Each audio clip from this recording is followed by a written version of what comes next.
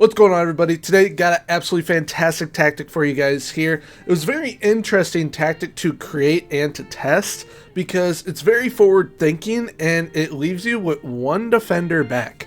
Technically two, but it's a very fun tactic to utilize, and if you have the pieces to be able to utilize this, you're gonna have a boatload of fun. If you wish to download today's tactic, I'll be linking my Discord down below in the description. That is where you are going to be able to download the tactic from. And speaking of the Discord, there is a brand new section of the Discord which is for those who are YouTube members, which I'll be popping up on screen an image of what YouTube members get. YouTube members are kind of the YouTube version of a Twitch sub, except you get perks here on YouTube as well as in the Discord as well. So that is something you are interested in. I'll be linking a link to join down below in the description as well. But now, without further ado, let's get into the video.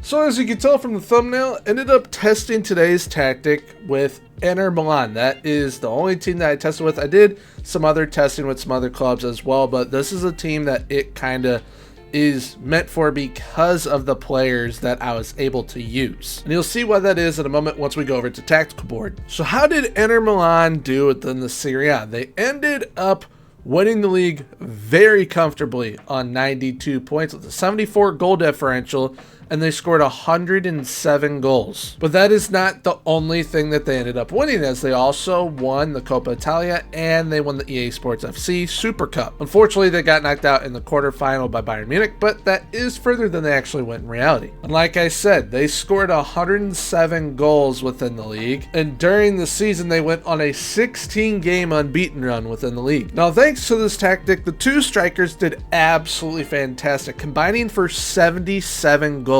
Marcus Thuram had 40 goals scored, and Lautaro Martinez had 37.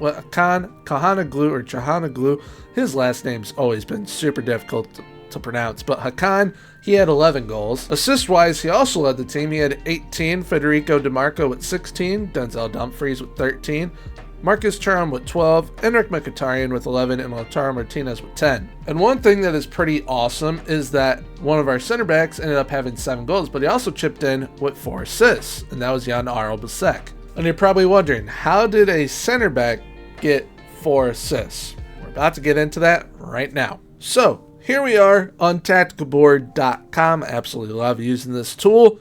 This is how we line up. We are playing a 3-5-2, technically a 5-3-2, but I call it a 3-5-2. The reason why Jan Arlbasek had 4 assists as well as 7 goals is because he's a wide center back, but he's not a normal wide center back.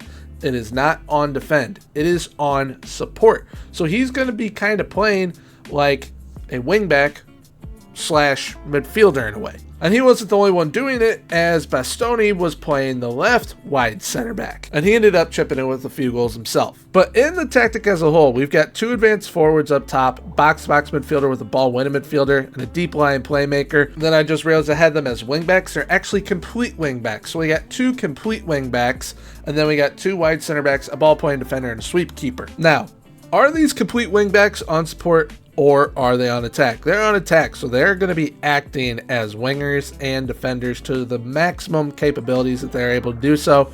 We got both advanced forwards on attack pushing up. This box-to-box midfielder goes from box to box. Obviously, that's the Henrik Mkhitaryan role in this, actually. Then the ball-winning midfielder is the Nicole Barella role, I believe. And then Hakan is the deep line playmaker, which the deep line playmaker is actually on defend. So he's going to sit a little bit deeper. Now these wide center backs, they're on support. So the box-to-box midfielder is actually going to sit a little bit more narrow. This wide center back is going to come up here, and this one's going to come up here, and the ball-playing defender is also going to come up here. So DLP is kind of right here, ball-playing defender, sweep keeper pushes up a little bit.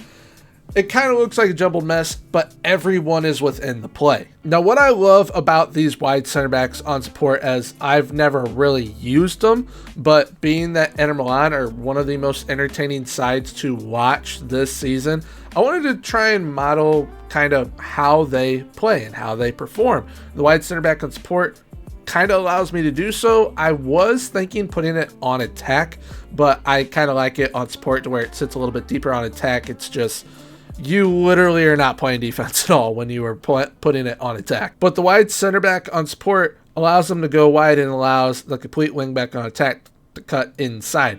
Hence how Yanaro Bisek had 4 assists. I was watching some of the gameplay.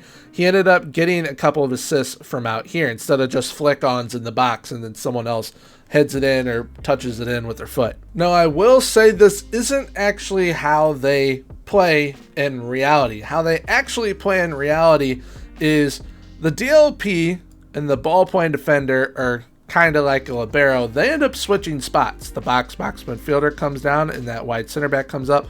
The ball-winning midfielder comes down and that other wide center back goes up, as well as the wing backs. And what is very interesting about this is that how Inzaghi sees it is his midfield can control the game from a deeper position. So having Hakan come back, having Mkhitaryan come back, having Barella come back, they're able to control and dictate the tempo and the game as a whole from further back, and then they just allow the center backs to push forward, hence why they are now in the midfield. But being that I can't really implement that within FM, I tried my best. I tried putting the ball-winning midfielder on defend, the DLP on defend. I even put the box midfielder as a central midfielder on defend, to where I tried to get them to kind of pull back, but they were not doing so. And yes, it was still performing kind of okay, but it didn't do anything like doing a treble like this did. Now, I'm going to give you 3 tips here very quickly. 1, you want this DLP to be the best playmaker in your side.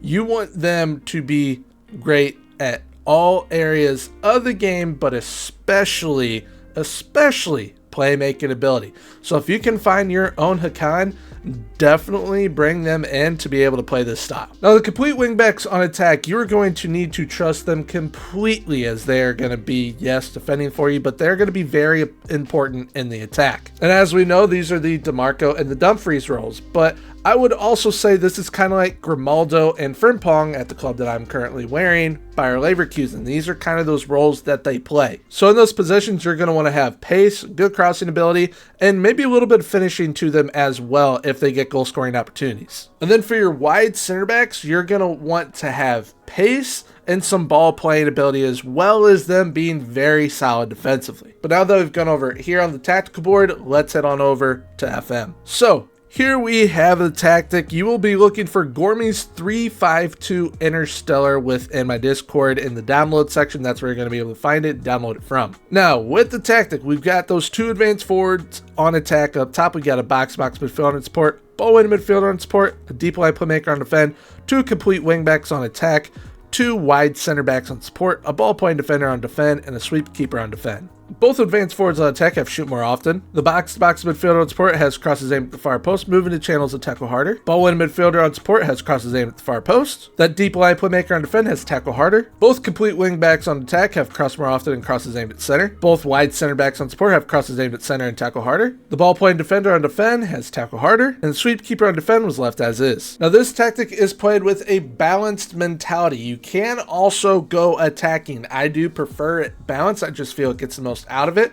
But if you do choose to go attacking, just know that you will probably get caught out in the back more than you would like. But now, moving to when we're in possession, we have fairly narrow attacking width. We focus play through the middle and play out from the defense. We work the ball into the box and use low crosses in the final third with shorter passing directness, slightly higher tempo, and we run at the defense. When in transition, we counter press and counter and distribute to the center backs. And once out of possession, we have a high press line of engagement, a higher defensive line, more often trigger press, and we trap to the inside because we have the numbers. Now, when it comes to the level of ability needed to play this type of tactic, I think you can use this with just about anyone, but you need the right players in all of these areas. I would say for the elite level sides, you can definitely use it with sides like Inter Milan, teams that are kind of geared towards having players that fit this style. The mid-tier sides, I would say probably like Atalanta, they have some players that can fit this style as well.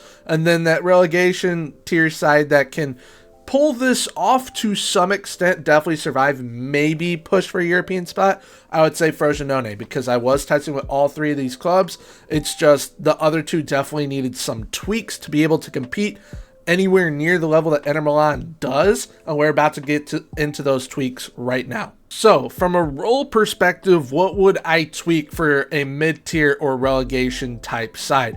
I would change these complete wingbacks from on attack to wingbacks on attack, or on support if you want to play a little bit safer. When it comes to in possession, I would end up taking run at defense off. And when it comes to out of possession, I would end up bringing back this high press to a mid block, and I would end up taking off trap inside. You do those few little tweaks for a mid-tier or a relegation type side, it will definitely help you perform a little bit better, because this is high intensity and meant for some elite level talent. But that shouldn't stop you from trying this out and having some fun with it either. So, if you want to download this tactic, once again, I'll be putting a link to my Discord down below in the description. That's where you're going to be able to download it from. But if you did enjoy today's video, please feel free to leave a like, comment, and subscribe. Subscribing is 100% free, so why not hit the sub button? Also, right now on screen, I will be popping up my most recent tactic, which was a 4-2-2 that is very attacking. So if you're looking for a tactic like that, definitely feel free to check it out. And on the other side of the screen, I'll be popping up a playlist of all the tactics that I've done so far this year.